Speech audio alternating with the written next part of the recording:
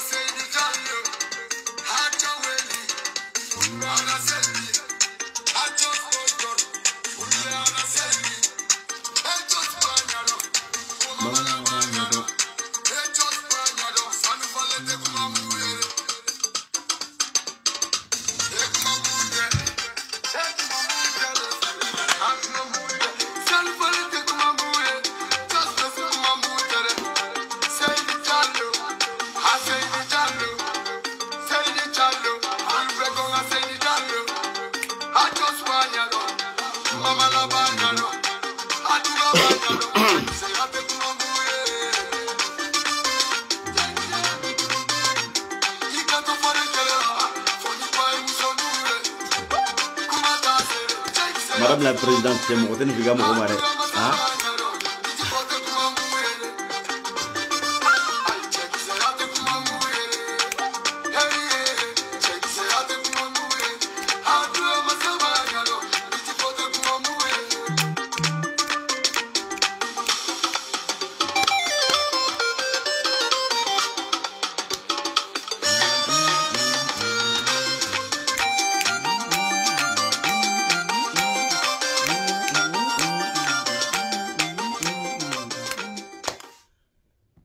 Ne ko tengo ajiwan tiere la ajiwan ganga on fene sarati parce que anye promo chaman kai ne be video la ngache ajiwan ni balayra balayra de mizini ra jano ni balayra bala ngache ajiwan alela koni na wula fa ba ketando ajiwan sur ce ka bela jelen fo ya fo aw sigoro la an fama na nyoko doni aw re kulobe kuma kana murabe aw mura yere de be na jugman ba me citation ba to ambe bobbi ama ema ya me kuma aw sino muraba na ni adan yere ma fiu ni faso ko inte ni adan yere mama se sante kuma bli a famia wala murabe ana murabe nyona donc aka jegana ni bla kana jegana ji ka fundo bakala madame la présidente il faut le miano nasra sako tata sumare ka bela jelen fo kurtum fo fana ka fo saranjalo nga foli belebele biye et grand sœur Fifi Diop il faut le miano ni bela direct kono ka bela jelen fo jena sogodo aras balayra dani ka bela jelen fo ouais bintare sanogo ika foli miano ko tantima ko de bashita frena fana ka foli miano bagara jalo mo bela jelen fo chefra musoka mɔgɔ bɛ video kɔnɔ ani mɔgɔ bɛ na lamɛn kɔfɛ k'aw bɛɛ lajɛlen fo fo yan fo aw sigiyɔrɔ la an bɛ bɔ bi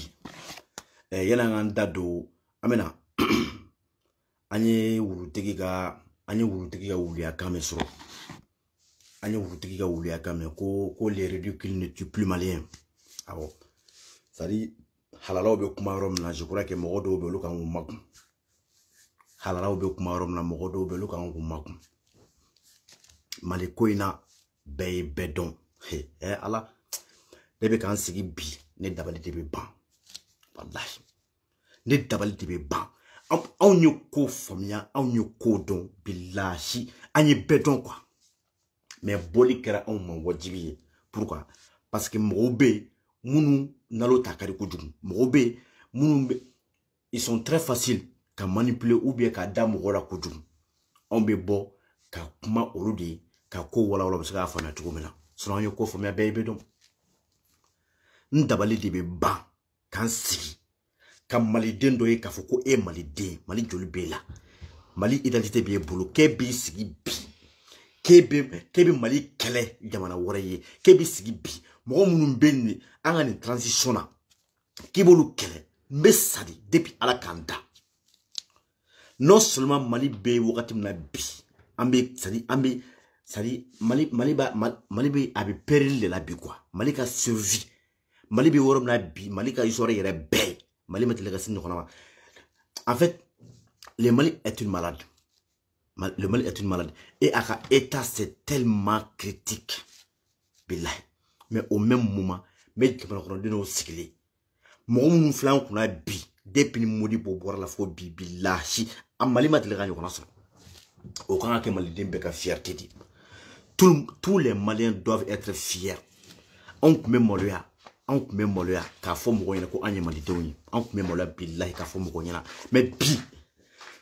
toute l'Afrique est fière du Mali toute l'Afrique est fière du Mali et toute l'Afrique est fière de Assimi Goïta au même moment maliden dɔ ala n dabali de bɛ ban quoi yɛrɛ an ka taga yen nɔ vraiment n y'a fɔ an ɲɛna moi je suis en contact avec les militaires maliens les soldats maliens qui sont sur le théâtre de l'opération c'est-à-dire minnu yɛrɛ bɛ kɛlɛ kɔnɔ minnu bɛ ko yɛrɛ kɔnɔna na awɔ an ka foli b'u ye an ka cɛdenw an ka kɛlɛkɛcɛw an ka foli b'u ye hali bi an tun bɛ kuma na an ka sɔrɔsiw ko vraiment ko bi olu bɛ yɔrɔ min na ko moral bɛ top la u bilama non ko kuma banna ne ko bon an ka sɔrɔsiw ko fɔlɔ la olu tun bɛ attaquer embuscade tun bɛ da u ɲɛ renfort tun tɛ na appui aérien tɛ foyi u mana embuscade da u ɲɛ dɔrɔn u b'u bɛɛ bunte k'u faga fo ni min sera ka i yɛrɛ tila to kɔnɔna na ka boli sentɛgɛ pourquoi parce que tout simplement non seulement manque de moyens b'u la en même temps kɛlɛkɛminɛn t'u bolo foyi t'u bolo sentɛgɛ ani kolaba ni min sera k'i yɛrɛ ɲini kɛlɛ bɛ kɛ k'a ban u bɛ se ka embuscade da an ka mɔgɔw ɲɛ ka heure kelen kɛ heure fila heure saba heure naani ka tile mun bɛɛ kɛ k'a ban renfort foyi tɛ na bilahi fɔ n bila c'est-à-dire n tɛ fɔ olu jeu n tɛ se ka mɔgɔw kumakan yɛrɛ o ne de y'a fɔ ne ni militaire de bɛ kuma minnu bɛ kɛnɛ in kan dɛ minnu bɛ kɛlɛ la bi minnu bɛ ka fagali kɛ awɔ ko sisan non k'u sewalen don ko hali jɔrɔnaba t'u la bilen k'u sewalen yɛrɛ sisan fo kɛlɛ nɛgɛ b'u minɛ olu bɛ fɛɛrɛ kɛ ka kibaruya ɲini jugu bɛ yɔrɔ min na aw hakili b'a la kɔsani na an ka cɛdenw irisiw ka avion nalen ne bɛ ka kuma min fɔra ne yɛrɛ de minnu bɛ terrain kan kuma min fɔra ne bɛ k'o de fɔ an ɲɛna n tɛ mɔgɔ tɔgɔ fɔ dɛ awɔ on est fier aujourd'hui irisiw ka fɛngɛ nalen avion nalen u ye hélico kelen ta ka taga essayement la u bɛ jadisiw u b'u don yɔrɔ dɔn ka taga t'u kan k'u bombarder k'u bunte bilayi aw ma a su ma bɔ ma deli ka yira aw la yan nɔ aw ma su ye fan bɛɛ ja an ka cɛdenw ye o min kɛ jadisiw la ja o de digir'u la ja o de ma bɛn u ma donc maintenant sisan ko u bɛna ko kɔnɔ u ta sara i n'a fɔ fɔlɔ la u tun b'a kɛ cogo min na ni ko ni kɛra dɔrɔn u mana dɔn ko armée Mali c'est à dire parce que fɛn kɔnɔ k'a fɔ an ka marabagaw ɲɛna k'u k'u kɔlɔsi hali bi janfa de bɛ ko in kɔnɔna na ne ka kuma tere sarasu yɛrɛ ka kuma don janfa de bɛ ko in kɔnɔna na mission de kun bɛ an ka sarasu bolo aw hakili b'a la aw ye video dɔ ye n bɛna aw hakili la sɔmi sisan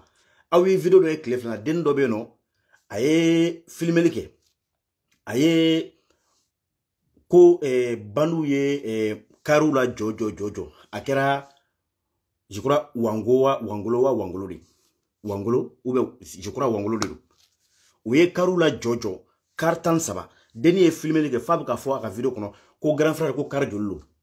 f'a b'a fɔ ko kari ko kari 13 fo denni b'a fɔ ko bon ko vous voyez ko kɔngɔ b'an na ou bien an bɛ insécurité kɔnɔ ko ala k'an kisi ko ye aw ɲɛ b'a la kari 13 de bloquelen don ko parce que ko jadisiw ye sira d'aw ɲɛ effectivement kuma kun ye tiɲɛ et pourquoi cela s'est produit parce que an ka armée u kun wula ka taga u ka ravitaillement dɔ nɔfɛ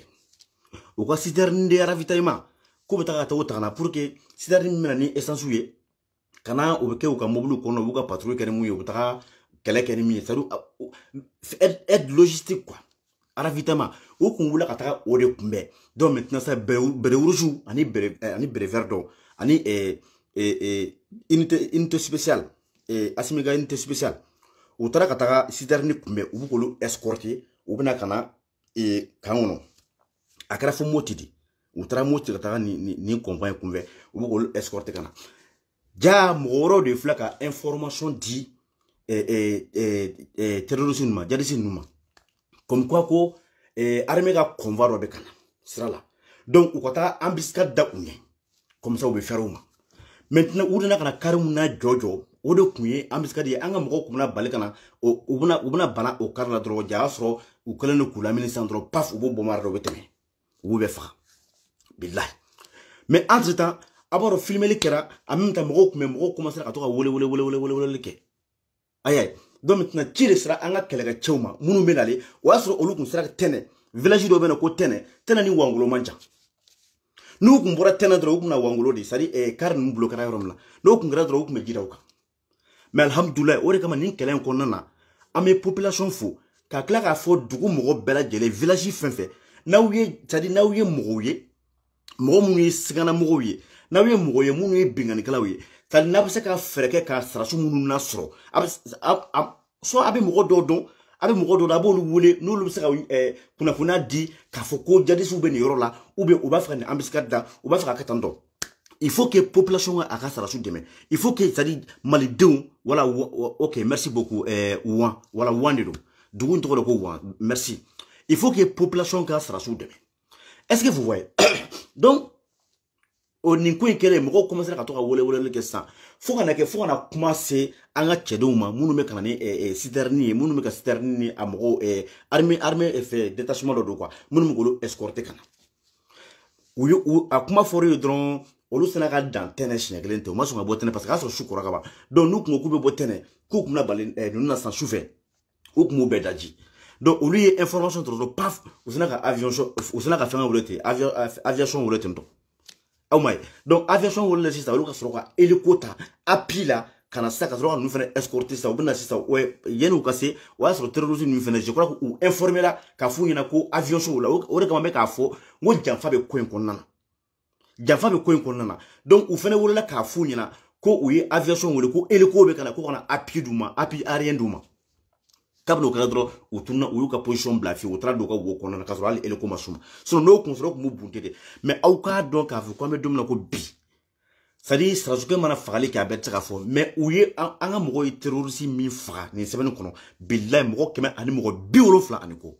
o ye minnu sera ka compter dɛ mɔgɔ 170 ani kɔ est ce que aw y'a faamuya nin tɛ ko nin kuma bɔra gouvernement yɔrɔ la ou bien ko mɔgɔ nin fɔlɔ tɛ dɛ nin ye mun yɛrɛ bɛ terrain kan awɔ minnu bɛ terrain kan minnu bɛ ka nin baara kɛ u ye buntɛndaw kan ko bi ko fɔlɔ la k'olu kun bɛ daji u kun b'u faga u bɛ tile kɛ c'est à dire appui tɛ renfort tɛ foyi tɛ yen nɔ ko bɛɛ kun démoralisé don mais bi il suffit que ko dɔ ka kɛ dɔrɔn u bɛ appel kɛ dɔrɔn paf avion bɛ na ka na u dɛmɛ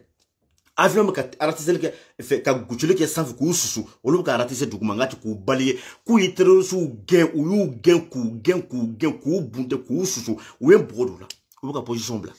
awɔ alhamdulilayi an bɛ armée fo an bɛ Urusula fo bilahi an bɛ Asimi fo an bɛ Sogɛli fo wa an bɛ Imam Diko fana fo parce que an bɛ nin bɛɛ kɛnɛ kan bi Diko y'a jɔ a jɔyɔrɔ la pour que fanga jugu in ka taga o la b'a ye vraiment Allah ibeka Malibija billahi c'est tellement promoteur Malibija angataka na metaka mesi ni ala sonoma arimi benale mais ka fo malido nyina ku ka srasu galo min darulo ka fo ku bolla de we foiro de doratere kelke mena ko do kumula ene mo gombe nyona ube ka position bedo ube wole de wa ukoma fene ko munu be ambiska da unye ko ma fo ko flanu talade terrorisme talade ko me ko tubabu ntana jamana to fo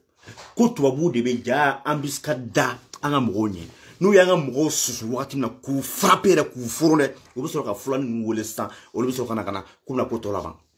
a ben ala jene estra su reka kuma de tanto ça veut dire que janfa ba de beno sono na dana moto tukunuma e na to obi so ka arme kele na dana fe ma fani me munu molo shinse ko obi so ka stra su kele mais janfa timo woro de beno munu ka gri munu mena kana ambiskada anga mogonye ka nyini ku furone muguye nous y fournons comme nous jouons ça au bout de la fait qu'à position de mon donnement ça au bout de la coupe la côte là-bas billah si sera joué comme le be kalam donc anga kelege chew uku haglito yirala wanga jamana marabago alibi uku haglito anga cheduna munu be fo moti ane sevare konna na no uku haglito la alibi uka api blakata uka ranforo blakata uka minon blakata duma kakla ka fo population yana population ayake alakama akwa haglito ni yorola na ye janfa mo ntro na ye mo ko sikana mo do ay wololeke akwa kibarala se ube ni moto tiki bade temana male wa sikana fama tugudi moto tiki keme be tugu nyokon ko moto tiki bidru be keme fla olu be ka boli tari pe mot efe tukonana français ou be san joli drone bu le fin be mais nous tiye quoi mais c'est grave mais au donne ne changera bi ala ne reçu la barka ala anye fenga soro comment on appelle digalba il faut le miano ay pardon voilà comme nya fo nyana nous fier donner voilà bi koni ama kenene tanto donc oron ne kumbe ka fo bena ka fo ko nga armée ko moral ko ne topula bi pourquoi parce que appui bien obi alhamdulillah ko be ko kele donc ami boy ne ko aw mango les ridicules ne tuent plus malien ndabali bana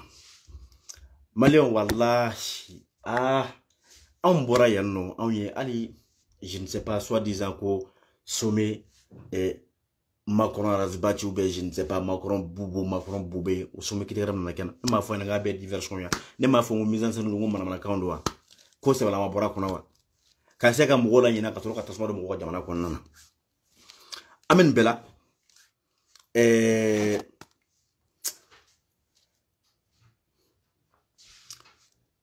an yɛrɛ kan sigi an kan sigi hɔrɔnya ani halalaya kɛnɛ kan ani faso ko mɔgɔ bɛ bɔ k'i sigi ka kuma ko e ta ye ko faso bi i nin kan k'i ta ye jamana ko ye i ta tɛ ko wɛrɛ ye quoi wallahi billahi i tɛ se ka bila ni transition na cɛ Assimi ye denmisɛnnin de k'u ka vie bila risque la kana ko jɔnya juru min anw sen bɛ jɔnya juru na ko kana tigɛ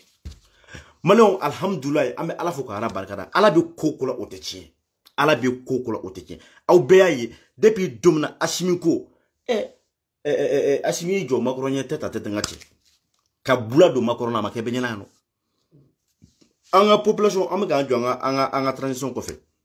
an nana ye Algérie nana ka na allié parce que Algérie ça y est ko in a bɛ ɲa vous savez pourquoi diyagoya don Algérie ka an dɛmɛ parce que jamana de kun t'an bolo fɔlɔ n'o tun ye Laji Burama ka temps wagati mais bi Algérie y'a ye cɛ sɔrɔla min ye halala ye min y'i jɔ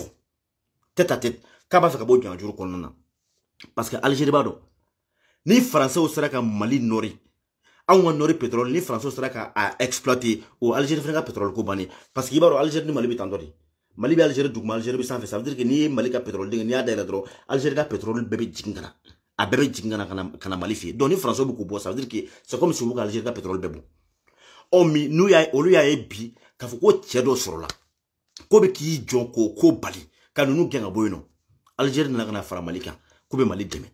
ka kila k'a fɔ Wagner min bɛ kana ka Mali soutenir ko c'est à dire ka Mali dɛmɛ a ko la u ka fɛrɛ kɛ jɔn u kana ni Wagner ye ale yɛrɛ b'a sara Maroc fana i ale ye alhamdulillah mais ala tanu Afrique bɛɛ de bɛ ka bi Mali dɛmɛ ka Mali soutenir au même moment ɲɛ b'a la aw ka cɛ périmelen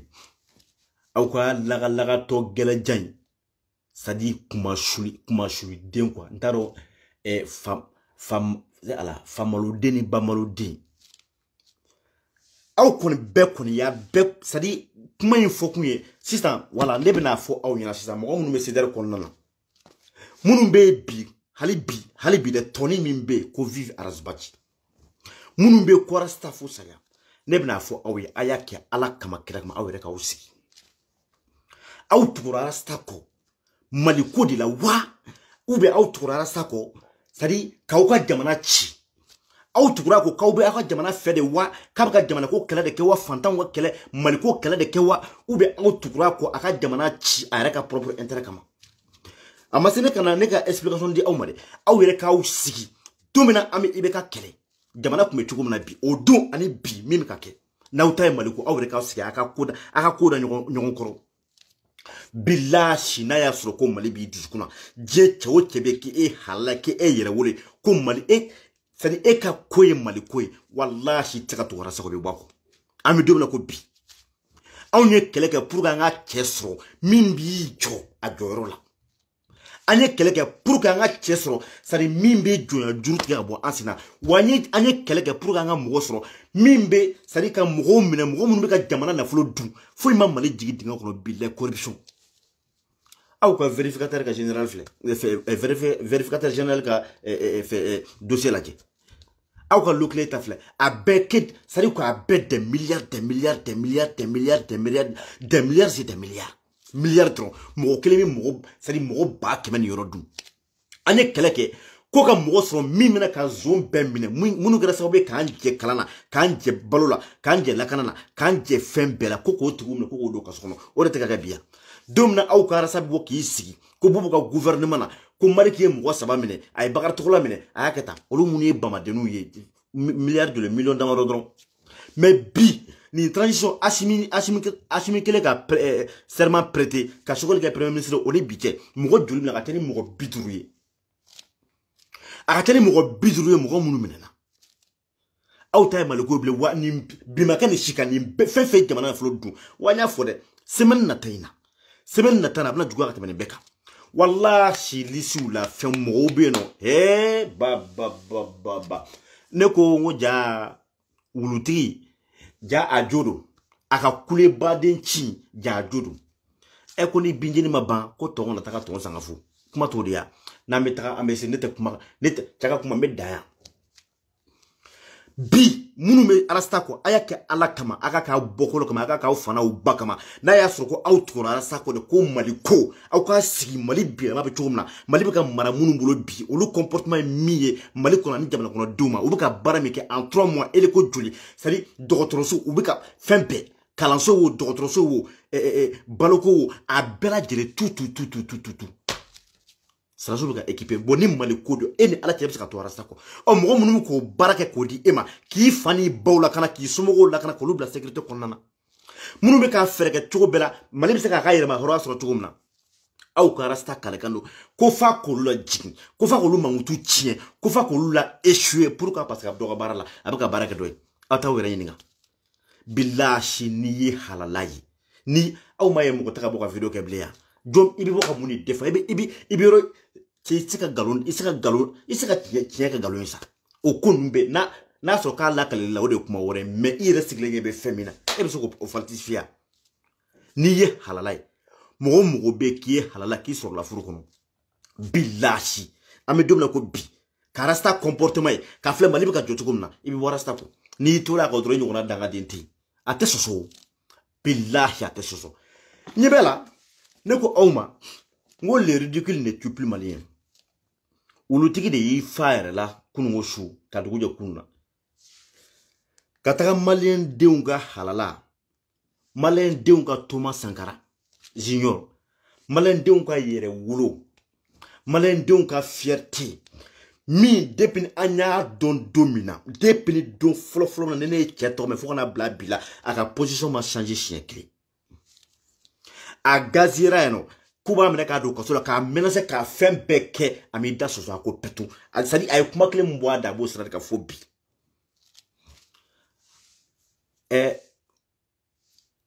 ko katal ka sisi asisi asisi akita ka kita ka kita kasisi asisi atal o be fora ima ye mo buruja e kla kana beta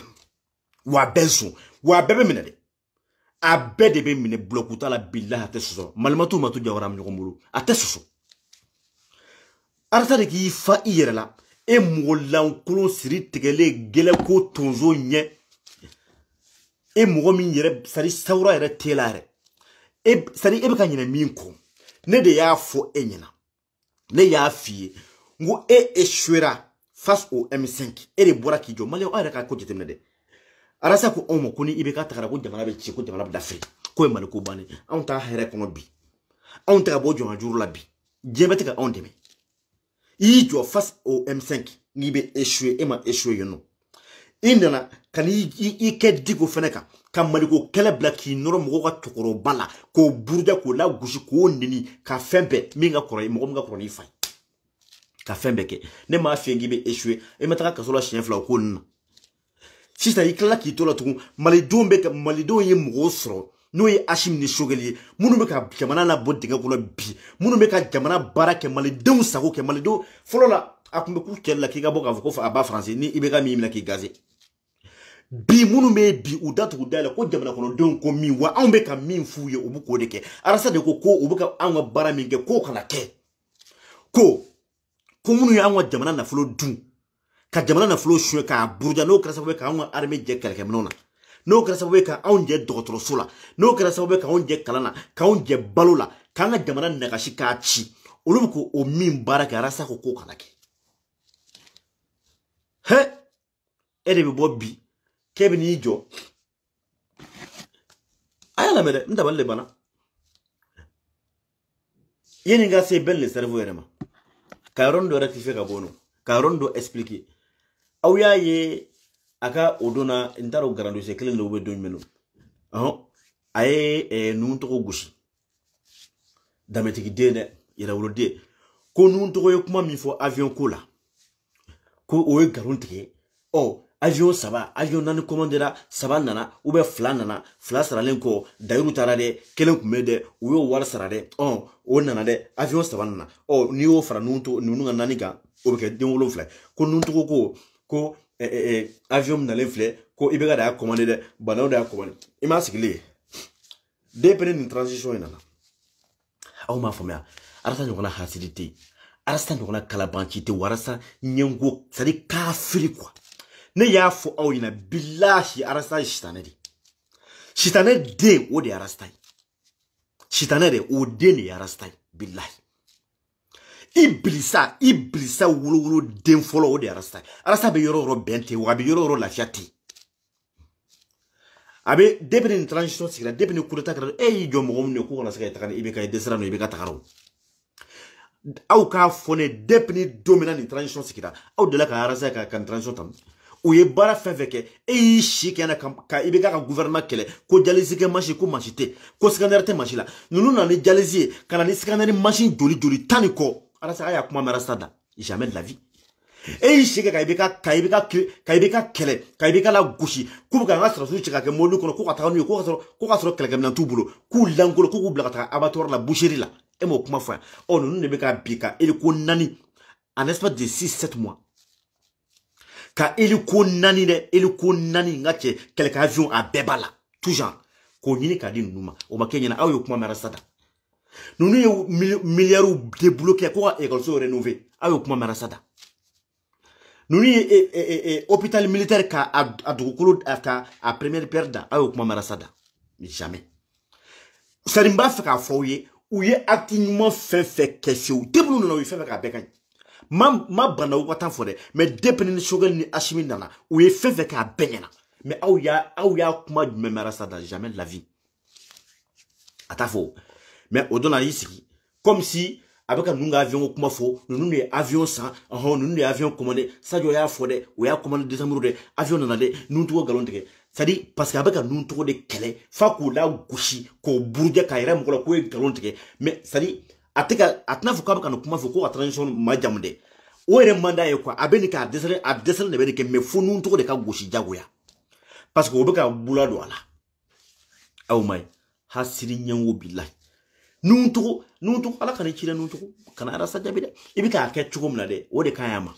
sadi katoka sumalen ndama ka soro mata to maka sumalen ndama ko ni ba ka toro ne bitaka viro taka mo toro ka foto kala ka bla bana beba do ki kamal ne maka soro mata ko ne dabali de bana ajo nu fie doni na mura be ngona mebo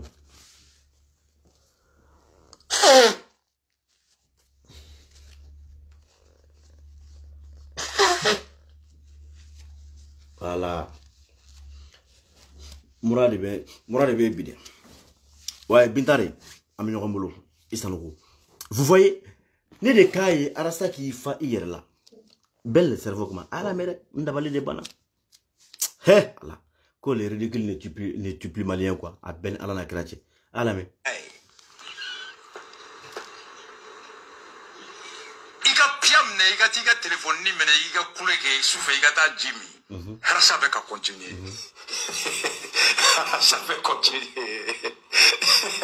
Alors ça va continuer. N'était que Froufrou et Tchafede, et ça c'est le CDR. Froufrou, ekran ngominde billahi.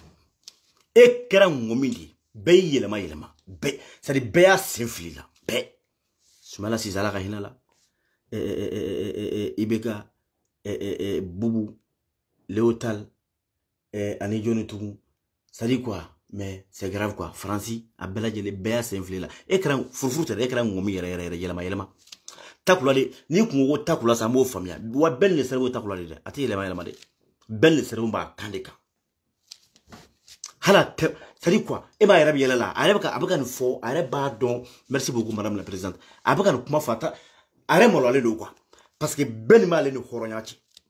amolo le do parce que ben ye halala ka temaleka wa be ya don ko ben tay malikoy parce que mo shima aw ka fone aw ko imbe ka kanyana da taka la kala nyana aw ka fone ko ben ye kuma fla fo depuis ne aw yi ben dondom fo bi aw ka fone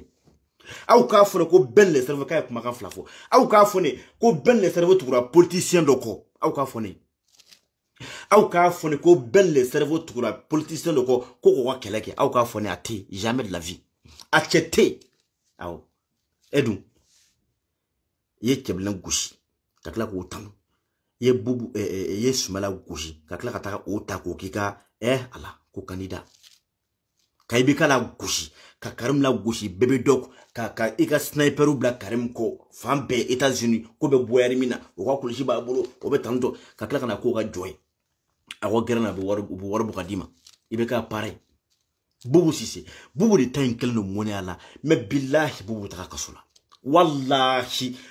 ne dawali banom ibe ka jataki ke ram tan wo bollelo ebe jataki kem ko sei ke horan yere kan amolo yakwa ebe jataki kem ko o kollo ka ji a fiya duru he boni fene mo modele ko ni mavu kalebi ne bubu nana malla ka ba présenter comme quoi ka les candidats malikono billahi malin ko nga busam nugunta ka a chacha parce que o e ka malin ni ndekwa de para sari mali be la jele bubu ko na jitoti fori bilibili parce que malu utata maliko yo wallahi malikote away bubu ga fortune 600 milliards de francs CFA c'est pas un opérateur économique je ne sais pas entreprise fa ay munu chouin quoi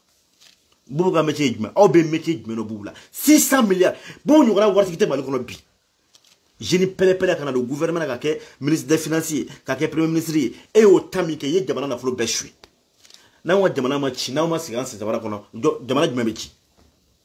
ni kuma bora journaux ya bla fambe na kun fora e jani sigi mana kana shogel de 100 millions 70 millions 600 millions bubuta ko 1 milliard ou be 16 milliards au tourna ka fait primature konana ka kala ka fortune estimé le ka be 600 milliards ma bubu yo warbo rojme abo kuma me ada ato fo jien kono jamais de la vie o te wale da de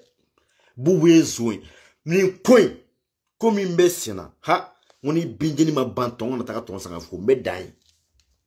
mineli munu mena ke chaka kumodo ame ton na wallahi fam taka ayere mini mineli mi mena ke de vague bado de na wulisa ame ton mineli la fam taka ayere mini kuma koro de bala awo alam okaram begela na mugo be in européenne na amugo be nations unies na amugo be banque mondiale la amugo be france la o do ameta france na Niki comment Mali Konoya, qui damne. Effectivement, les Sarkozy sont sortis. Mais Kassola, Dieu a communiqué que CNT. Comment nous avons bois CNT pour la quoi bas la France au CNT Mourouté. Et Sarkozy pour la coupe dans les gaboy. À ma comment foya. Comme la bois CNT là. Ah ok. Kaka sarab natike. Ah ouais, yeah, ko belle cerveau kaka sarab kali temolo ete khoroy et billahi ale temolo ya. Ebe ka kuma mi foni Malick Ndiaye obligé obé lettre keke obé comment on appelle obé lettre obé publication que c'est obé communiquer que c'est normal. Pourquoi? Parce que wati bana on est moutar wande kume munu be français bolo toujours ku marionnette kon awo ku manipuler parce que waya so e ka mo be e ka mo kume fanga la dum on le commencer à pression que fait Malick Ndiaye ko kan kumake sinon ben le cerveau au dos faut bi ben le cerveau est chidi ben le cerveau est chede ou ko ku ba menace ku ba menaka datuku ko ka loi do ta jagwani fina ben le cerveau bora ko fo mali dembe est-ce que ben le cerveau a kuma bla est-ce que a changé est-ce que a yele manaw ben de jana ka wari ko pendant que ka ti yere fré e ka ta ire prostituer politicien mo de au même moment billahi ben de ka jaka wari ko ngachi hali benetere 1,5 million. Awo ben de beka jeko e beka tire prostitute ka taka nyine wakati mna ben meka jata ko ebi siki kibe wora kuma fo ben yana to Sarkozy a fole a to de a wado na Macron de ben yi horo ngati me eka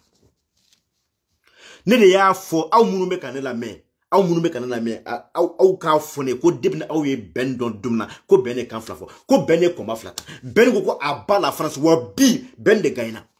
o wakati ant mo wutiki ko akuma fo way yeni ka baga français mare Pierre ya du fe ngolo ya du est-ce que Jean-Pierre ya du e ga fama batando jani be français ko de ja check mendela on ko me ben nga kala tiambulu mais bi o ko de ta sara so bi parce que français geni min be de français geni mbe o de ta bema angana comme Outarwal mena do kasola parce que quoi ba la France au dos ils avaient besoin de la France bon ala yebay qui avait besoin de la France? Benoît. Ben ko Odon ko aba la France. Wa bi ben ko aba la France. Wa Chine aba la France. Wa France ba kuna kalata. Ni ma konta ibika click ni ka clack ta katuku no fe. Billahi. Mali mo fo itala. C'est-à-dire mali mo te enyora den qualité façon quoi la quoi. Ne ta do mo bi to ire ma billahi bi kibi siki kibi blan transition na. Ni be France ko kalali. Abaka France ka kalake. Aw ma ya tala ka Adam Digo iwara are bolo no mima sa abaro ne baka gushi ne ntene ka video kaka mais ne sigi 100 ka do fo shogol madron grande zone na tapto ji haram e che bina ko e che bina parce que malon tegeri la quoi kuma ti redable analyse Marshal Maroka journal ni Maroka journal bora fond ben ala che billahi ne nga tonti ni Maroka journal bora ka shogol gushi ala sabta ko o video ta ko jaka plateau ça fait ko Clément Bora ka do fa shogalma Clément kala ka femme kebi al salu wonde tula mo dala nulla ay Clément nga virota ko do fa shogalma abouje ka ojim o do fa shogalma abouje mo mana do fa shogalma ça parce que objectif odi parce que shogal est un danger shogal jeune shogal c'est dire politicien do premier ministre do shogal debe fana bi on shogal élection organisée avec un candidat te gagner candidat mun bolendo faut que shogal de jigago ya amini wona ken dikoy ci ambila issue c'est shogal be ka baram nga be tala halala de yere wolo ka chidi i fani bamano e français awo ku bunte ku susu ka sumalen do ku shogal de ka makron balika sunoko contrairement à Ibeka i fani banika ala de français de billahi shogal de balika sunoko awo donc faut ka frère ka shogal la jigago de fi afana bo kala bi wallahi ni Maroka journal video ke shogal kambi ne da fo ya grand dossier nata abta Maroc journal ta ko en balma ka do be Madou Kanté oh allez mi fo chogol ma ala me abo fene kala wanene chogol gojissa abta tabo kala ab yala Facebook kan istane mo mana do fo chogol ma to ka fenta kado kala ami no mo lo bitare merci ala me mais domina faut quoi à la France bi autorisation maîtrise ma faut quoi à la France au Sarkozy clé ah bon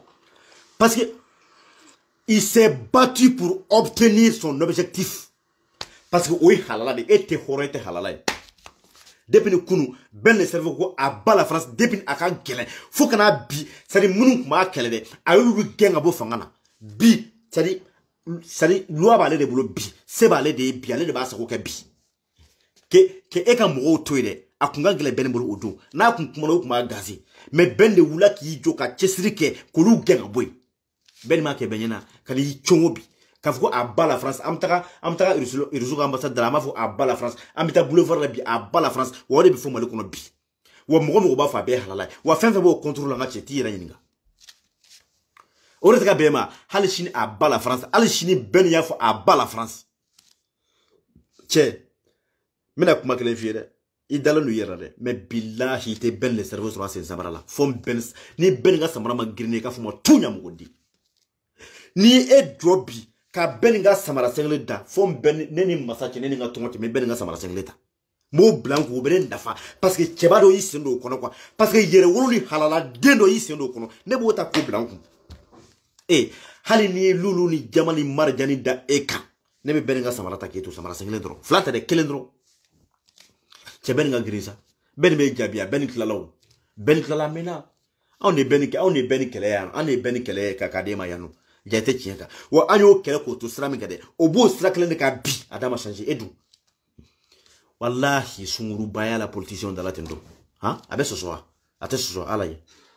au Sarkozy clé gouverneur de autorisation de moi ou beta monument là à bas la France sur la Russie ah bon mais il y a 8 mois au quoi à bas la France vous gazé à dos ne le Sarkozy ka imaginer awo parce que wala so ka mo godo kumeno e ka bana onde muktar wande kumane ibe kan nu mais o de te bi o de ma biema u wanani bona utara anya ugende au te bi o de kama ne to ka fa enye ngo au ne kunu au ne bi awo ala ka barka do bel ne cerveau la yere wolo de awo le Thomas Sankara eche ala sa danga be ko sa form ben ala ci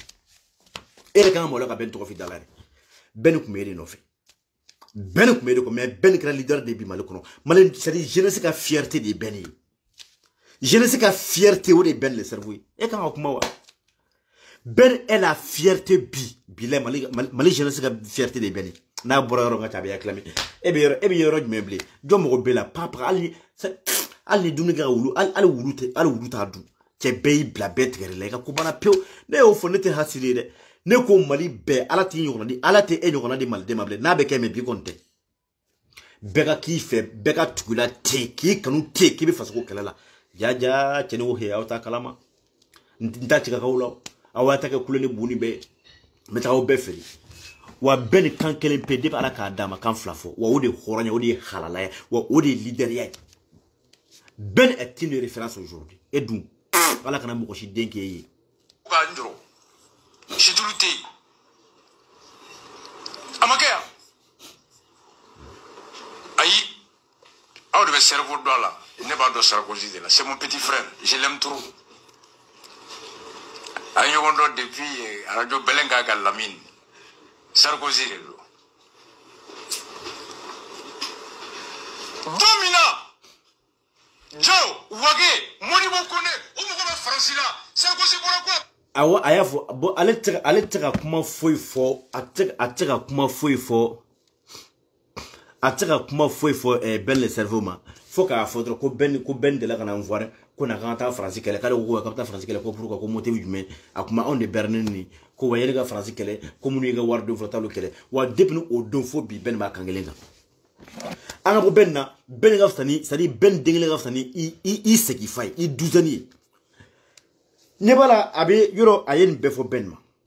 mais bi pardon aka combat de kelendo quand français de Malika malien ne dabali bana mais comme kalabanci do ale be femina an fene bo nyogona la quoi est-ce que vous avez famille ale on de kuma ale ko on de aka école donye aka major de on de aka major on aka lieutenant aka généraux wa on de ba don décalté wa on de ba la échouer avec abi ka Mali ko la gouchi ko di France ma ka France de Malika après 8 ans de l'intervention française. Mais il y a un arasa comme arasa naka kumodu sari ubaro quoi tiens wallahi malate sari malate malende no fabli quoi sinon ne ba ne moi la place d'arasa ne ben gueule le fermer no arasa toi tu n'as même pas droit à la parole, toi tu dois tout simplement fermer hein ta porte là, tu la fermes, tu la claques et petit sigibi mako et bien les don fila la sa et ka ko bana pe obeido ayarasa mangamere o era berojme voilà. Allez, parlons. Ok. Ayarasa mangalame. Domina emsenga kele gwane mbale. Parce que asro a blenendo a fana badala no bubu. Saranyo lam nyokombulu. A gwane bubu dala. Anala kan yisiki. Ko digo ko kabe bubu ke. Ale arasa be bilan calculer chugomina. Oh, bubu tara kontara lawa, bubu tara tanto, bubu ga bilan mouye, bubu muna yinu kungleno bubu fe. Amena ota, arasa da kumachugo, ani Francis nali malila. Depuis 2012-2013, faut bi, 8 ans après. Arasa ka fo onyena, na ye halala ka ye horondi. Aka fo onyena pourquoi lebe Francis défend. Ay arasa la. Awo, alamen. Balma ti do harjine senja ti do teria ti do. Ni mo ke kurumbulla e. Ka batti ke na te se nonina. O be to ba chama jela e. Ni koroga ta ka sojo te se sojo la na briki minda be biga kifa. Awo. Ni tari dai fa koroga ka bien turi la ka so docteur te aba turi fasala. Ibi shi to kete. Awo. O te kanungo ene sentimental la. Voilà. Bo akani kuma ni on ni malido ni français di. On de kataka français wole kana français kana intervenir malila. France n'a droit à ce qu'il tourne en été. Quand on janfa, quand Eminalata, quand on le voit barake, quand Mali armée balagado, Kidal. Au lieu de France, t'as rien à la mer. Le bilan est fonction des objectifs précis et de la durée. Voilà. Aïe, comment mère? Aïe, à la mer. Il est chitoqueté. Autant qu'un ngoïde sentimental là. Le bilan est fonction des objectifs précis et de la durée. Le bilan est fonction des objectifs précis et de la durée. Il y a bilan qui est fonction du mais c'est-à-dire objectif il n'a plus mis ou bien il bla la mina il est bilan quoi il bla la mina est-ce que c'est-à-dire wati do konana est-ce que o wati da falen ko il bla la mina anyena wa amanya. Le bilan est fonction des objectifs précis et de la durée. Ah, rasta. Alame. Gouvernement ni parti politique, le premier ministre qui représente le gouvernement et représentant des partis politiques appelés, si dénommés les partis. Koduru, papier Mangourou. Goubou Sigira Koumina Malikonoya. Fenduru. A Fenduru et Join Mackenzie. Fenduru. Retour de l'administration Mali Fambé. Mali école So, docteur So, policier So. Mali Paragaro Badaile Mali Tukolo Beka. La yini folo. Flana. Basigi ni lakanaka sabati Fambé. La yini flana. Sabana. Mangami tume boube clé. Grain social. Grève chama au kan nokoya. Mangananina. Lutte contre la corruption, le népotisme, l'enrichissement illicite. Yugu yugu okele. Duruna le dialogue. Au fin d'où devait accord politique kono. Et l'accord politique dit que ni mouflenien avec yoro ay ni yoro ni mede. Okoro on ye France wole kana no France fene kungana mali kana intervenir no objectif ça va. Objectif ça va. Kana non seulement derrière ka avancement ko stopper ka retour de l'administration, c'est-à-dire qu'à avancement qu'on stoppé, Malika intégrité territoriale, qu'on bème ko bère couvrir, qu'on bème ko di Malima. Kakla Malika autorité la Sengatara, Mali Yorobé. Ça c'était en 2013-2012. Au le premier français canali. Obi, au don, comme Arassa a côté, qui est bilan qui est en fonction des objectifs précis et de la durée. Au don, quand Adam au don, on a la bilan. Français n'a on fait un dominant. Au don, Français, mais quel est le Kidali? Kidal, sinon, quel est le Kidali? Agne, Gaoni et Tomok Toumine. Abanale. Mais bi 8 ans après, Aouni Alana Kirachi, 8 ans après. On te Kidal Tere. Malais, est-ce qu'on a un Kidal Corée, est-ce que Kidal est rentré ou est-ce qu'on veut Mali ref, est-ce qu'on de la Malifewa, ou te malais qu'on a blé, malais qu'on a Kidal blé. Gao, Tomoktu, Olu Beshi, au Chite Mali Boloblé. Amo, c'est-à-dire Antono Ede, Kakla Moti, Kamanche, Moti. Kamoti ke, Kamoti tanga ereke quoi. Kamoti ke, Kake Tumoy. Kamoti Kako Bampio. Amola, si ça vous n'a faux segou. Faux segou, mais problème est là. Français ne veut pas qu'on fait. Mais maintenant, nous y aurons la thème, c'est ça. Au bas du système mouboulou. Man, Français peut t'arrêter, mais attends, rien quoi. Il faut qu'on ait un jour. Un jour là. On a kobe accepté. On a son qu'un nindi, kabo jour là. Au maye, oué village, taman, jeni. Mais quand on c'est stratégique. Et, follow là, on a follow massacre. Nous, nous voulons que t'as bi dugu doka. Kataka o dugu massacre mine. Ou be ko dugu chiko ke tumwe. Ko sera o dugu massacre là. Nous y kala damne. Ou ba ye, ou nana dugu mi attaqué, o dugu la moko ko agri. Qu'est-ce qu'il faut? Ou be alam neka ou jo dugu dala. Ka dugu dala la mine, ka to dugu dala, o to dugu kono mokoti do mokoti bo. O dugu la mokoti do mokoti bo. O ni mokoti do mokoti bo. Mokoti na seka boka taka seneke. Mokoti na seka boka taka sanike. Mokoti na seka boka ta chioreke. Maintenant nous e dugu mine seka dugu ka dugu do balka bo sisan. O ya soro o san o lu e chimike o baro mbu bolo san. Dugu moko bo o de du. Sans quel sans flas sans ça. Donc plus ou te ka blé parce que dugu la minendo c'est le mokoti do mokoti bo ou te ka blé balo mimbu bolo de ou bo du fo ka to bampeu no bana sa kongo dugu bena ne kongo dugu na dro ça ou be affaibli kele ou te ka kele ke blé quoi no wati stresta nu e ko balote dumunité foi ou te ka kele ke comme ça mun na kana biuka o lo soro ka wuli facilement ka to mine wushe de minute no ou be massacre ba randi ou bien Dougodombe fait massacrer parce que au lieu de survie comme on a beaucoup de système de malasa et baloko garabi nyono ye mali sari mali nyono malokola ou mali capitalier quoi na from malo sene o nyono ni malika malo be abe ba fo ko nyono malo be bo defo donc malika malo be o de be nyono. Oh, ni nana staka na moko ka moko bali ka malo sene. Ube moko ka malo sene nenko ko malo sera. Ni nana ka no be jenisa ko be brûler. Okoro ka jamana bla famille konana. Ka jamana bali ka balo. Ka balo ko gelan na ti jamana konana. Oh, ni balo ko gelan. Soit dugudon ube wuri du fait dugunye moko kama. Soit nous desra balo la ni balo masoro ka du. Si ça amuse coup qu'elle parce qu'ils sont faibles quand bout là au tira qu'elle au tira fouet que ami ou l'ami biou quand boum la moufa ou bien ami dugu mena quoi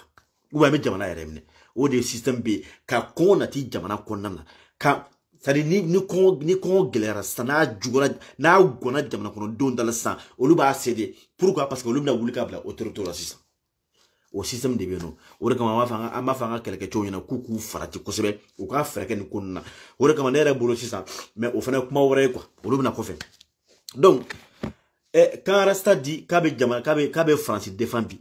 tiara ça était malo de te khoronye tire do billahi taala après 8 ans d'intervention jamana tira mali bana peu ça sou fara sari febe ka civil jeni ka village jeni ka mogo ka bolo jeni ka fen be ka sa France be mali kono jusqu'à présent muru be ka barake o lu traye France te ka foueke e de bi sigi wallahi maleo mais arastate fom ben ala ka arastate malede oledu iba sigilen to na kara jokono de abtaka be ka duchidi au ba sigilen to na ra jokono abtaka be ka duchidi parce que ça veut dire que France n'a qu'à mourir qu'à continuer qu'à mourir mou fanou baufara qu'à mourir deufara qu'à mourir tcheufara qu'à mourir moussoufara qu'à mourir ça dit qu'à sarasou fara fait attaquer fait qu'à fait mali qu'on a bi o bɛɛ ka di Arasta ye minnu bɛ k'o kɛ Arasta k'olu de dɛmɛ malidenw kan n'a continué na nin fɛ ayi Arasta tɛ bilahi Arasta tɛ o maliyɛnw yɛrɛ nɔ ye parce que minnu somɔgɔw bɛ k'a faga dɛ an bɛɛ n'i ye maliden kelen faga o kɔrɔ i magara maliden bɛɛ nin na minnu bɛ ka c'est à dire minnu ka mɔgɔw bɛ k'a faga dɛ Arasta ko France n'a ka mɔgɔw ka continuer ko k'o kɛ ko Asimi ninnu kana se k'u bali fiyewu ko Choguel ninnu kana se k'u bali ko ka Faransi to yen a n'a ka mɔgɔw to yen u k'aw bɛɛ faga k'a ban ko ka malidenw bɛɛ faga ko ka ɲɔnɔkaw bɛɛ faga ko ka motikaw bɛɛ faga ko ka santiri mɔgɔw bɛɛ faga Arasta ko ten k'o de ka ɲi o de kama bɛ k'a fɔ n ko a b'i sigi k'a ka manamana kuma fara jɔ kɔnɔ bilahi Arasta tɛ maliyɛnw de don n'i ye nin kɛ jamana seroli ye u bɛ tugu a minɛ dɔrɔn k'u a ka kɛ k'u sen fila kɔnɔ bilahi f'a ka sata ɲɔgɔnna kɛ bilen fasoden juguya ye tiɲɛ fasoden juguya ye tiɲɛ mais hali i ka mɔgɔ i fana i baw bɛ ka faga i balimaw bɛ ka fagali bi e bɛ ka tila k'o ko tɔ appliquer Arasta ka bɔ ka Faransi ka bilan fɔ anw ɲɛna kɛ comme le bilan comment on appelle c'est-à-dire le bilan est le fonction des objectifs précis et de la durée. Maintenant ça objectif précis Francine n'a wagati non objectif quel était l'objectif de l'intervention française au lieu ka rebelle ka avancement ka stopper au lieu que faut qu'on aille mais bi ou berodme faut nyono ou berodme faut moti ou berodme faut kati faut kai au stopper la Arasta et ka boko fo onyana non est-ce que a flana ku ko ka malika intégrité ko ka be c'est-à-dire intégrité territoriale ko ka be recouvrer o be tuko di bi yero kidal konte hal moti yerate o France kele bi Arasta est-ce que malika administration c'est que jamana territoire be kanwa on est venu ici hal bi kebe France defa était billahi était fomben était malidon du munu mu sigi dusukashi la ki lamede ku sigi ku dusu kashi no lu ke lamede kono akuma ka ba toro ay ama ikuma ka mu toro ale bi foro ni ikuma ka u toro fom ben la ki ba dabla bubuka 14 ko 600 milliards de francs CFA ka kla ka fo ko entreprise do bala ani ko media fla ba buru media fla télévision kele ani media do beba do renouveau o bubu tay Arasta ka barake no di bubu dogo ke ba korgere léotal o l'état est renouvelé Arasta abaka ka barake no ça veut dire que o ye bubu ka for o ya ka 14 de foro o be saisi comme ara bolendo o be saisi o be fere o robe mina ko fere maintenant c'est ça ka o blanga jamana wukande konnana awo flana abe famia ni ala sonoma na metaka mesi donc ni ne kumengoro ka foyena ka foko parfum be toujours ay na ka communiquer disons y'a faux k'a faux benyana en tout cas jusqu'à preuve du contraire ne qu'on m'a moussro mienne ou le café ko kasaniga parfum saga kapega parfum kasamani ou bien kasa teme ma au moussro folo donc parfum be toujours ame investissement na ni ala sonama je crois que semaine natala bakara rougi benale ani 1 million ani la vie est belle ni j'adore non ou le bébé sera la kana ani scandale voilà scandale ou le bébé sera la kana donc ayaka comment passer à libi numéro est 06 51 82 09 36 ni wala dro normal ou WhatsApp il va parfait commander metti livrer faut par konnana ni ala sonoma ka fo awnyana ali bi maleon wallahi may watra côté de koni ni transition ni clara na kona tiena mbolo ko e mali ko bane ko tiete sur problème mimna mali bo denga kono bli may côté de parce que beya do ça dit mais les pays yere no malien me kabako do quoi ka san joli ka keleke virobe comme me dit là san joli ka keleke ko ka vrai sur des vrais patriotes Assimi Mali tere Afrique bébé ka acclamé bi toute l'Afrique Algérie Maroc c'est-à-dire Beko Assimi Turquie Russie bela gele sona Assimi et au même moment jamana ko deno wulendo ko fulute mais c'est un infoniable quoi billahi c'est kabakomatique et un infoniable ataka nyefo ateseka nyefo donc au bela gele fo et madame la présidente nga folie billet tata Soumaré lagare sanogo et madame Homs ega folie bien ka o bela gele fo au be Aras Balayira, Diana Sogodo, la grande sœur la diva, Kao Bella Genefo, voilà, Aina parfait ça. Bintare benga folie fo tantinyana, kono kama ko de bashi fo tala kaka folie bien, naka folie tama bien. Musoro mdo aroko abeto ko aname. Abeto ko aname donc à travers nos vidéos ou bien les familles tama sur là. Donc il bien folie là c'est tantima. Voilà ko aminyo mbolo mi ala sonama. Inshallah. Kao Bella Genefo ka wala nyumando. Ama famille bitable non. Voilà, et yana ngabo kuma kuna misa ka parfum bien non. Aina ay parfum komadi. Grand sœur mondial non ntaka bote ndo pa ntaka bo vidéo kono funga grand sœur faut kadatu sakone belem voilà $1500 parfum grand sœur ga record ma bati de ate bati o mais nga ura 12 fana bina nga ura 20 voilà comment on appelle nga ura 20 non bintare voilà bintare sanogo alenga ura 20 donc beniga ura do jenega fabrique de jenega fabrique de mais daniga ura 12 b ne refena ura 20 b donc bintare am ñogo mbolo vraiment ama record batisa mais tiens la fin sur la grande sœur mondiale là donc grande sœur 1 million ya to alama $1500 de parfait a record te batide kadis sakone belem wallahi fo États-Unis ala ka kanu to ali bi am ñogo mbolo donc ka obera jele fo am bo vidéo kono ay parfum commandé parfum bien non ni parfum commandé alhamdulillah nama ki sako ni parfum ki sako dro kana mola da ngache kuma fo itala kana hina jezon yera la ere ngole mitanga parfum mi mi ga wardi makuma bana pew awo am ñogo mbolo no grand sale ke igara korte batide 1000 che groupe nabe de awo groupe nebe $1500 parfum ngache bete hakana te kuna na ni ya korbo dro ngache iga so sara busongi la boy ga sokono de donc ni kayo sakono te chana betisi donc grand sœur mondial kadatu sakone belem fo États-Unis fo lembe wallahi il faut le $1500 nyereka wura 20 bintare sanogo bintara mi ko bolo donc ay parfum ça ka obera jele fo ka wala ni mano ametaka tic attends voilà ametaka nereka madame voilà nega madame fasa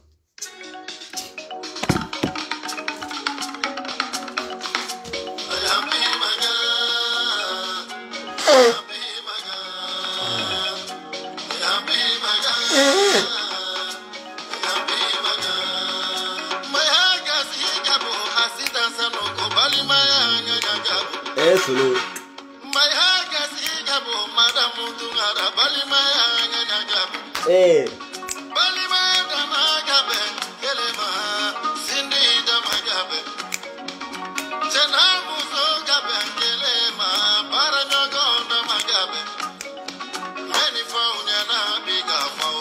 Nene kelen jarabi de fasa ye ijonga kele tege dabla parce que a jonga kele tege dabla ni kelen jarabi fasa ye mais nyere kelen ta o fana be video kono ko be no de njarabi fasa ani fene kelen ta olu shite gele ne njarabi fasa ye no ye omska madamu ye la gare sanogo fo États-Unis vraiment solo tamani ambi fo ki wala nyumando ambi fo kakla ka senki fo ki wala nyumando billahi donc ni jara toro sono ya da dola ya no de oluma labane wallahi ya da dola oluma laba la gare sanogo donc ni jara wala gare ni nga kafene awo ye ale fana te ale na che nga cholu te blagere olu fana doga wura 12 solo tamani ala ka barka du la Janet kone Jean arasa ni donc ni na mere ko bega la banka shi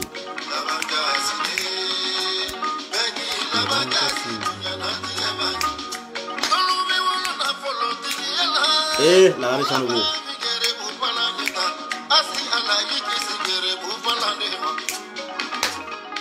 nera kelenta matu jawara malmatu Rose Koulibaly Rose am ñoko mbulu merci beaucoup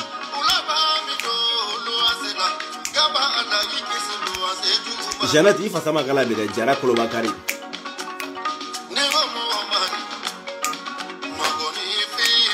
mo mayende Maretu Kansai am ñoko mbulu Madame la présidente.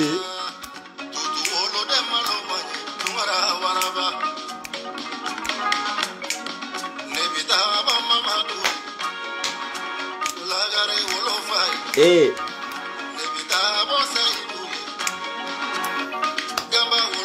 Tata Madame Nyogomulu.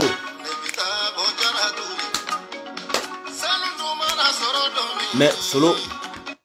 solo tamani fana be min fiena ne be lagare de be dongul la lagare la chewole kana ko Madame Tounkara Ntola de c'est pas Madame Tounkara c'est Madame Touré lagare sanu Madame Touré solo be kala teke dongli jara me oroni hein iba rectifier quoi dongli jara me iba rectifier c'est Madame Touré c'est pas Madame Tounkara mais ça va pas non il faut rectifier ça ne ba tika ke krom silanga tiale be kashila jeng do ngati ni lagare be nyogonga hein ou même tout abi soso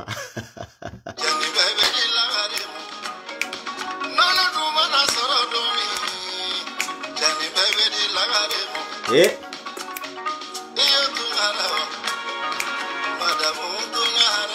eh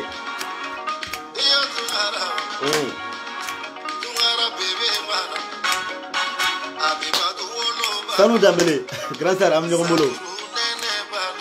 Ah to Jason ga ay crème ay ga madame ga de asala.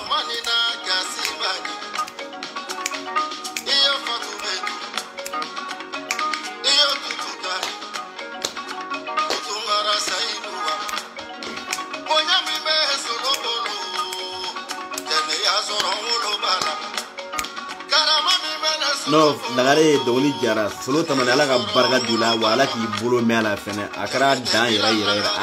adan kise dan de tata sumare Jeanette kone he ko konate kelemina kono muso dente kelemina ko kele kara fele bolo langulo ngobe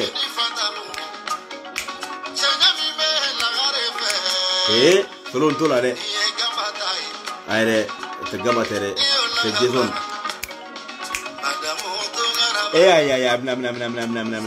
amna Madame Tounkara te solo ifilla no Madame Tounkara te solo no ifla no kana tobo ngafena c'est adabla c'est pas Madame Tounkara nyere nte musique yere kala blere c'est bon solo na ene refait quoi donc au bela jelen fo Jeanette connaît vraiment il faut les bien non tata sumare malmatu ne de kelenta awone ka khorom so nyani nale ima nale yella dra ni adana dole matu am Nyogomulu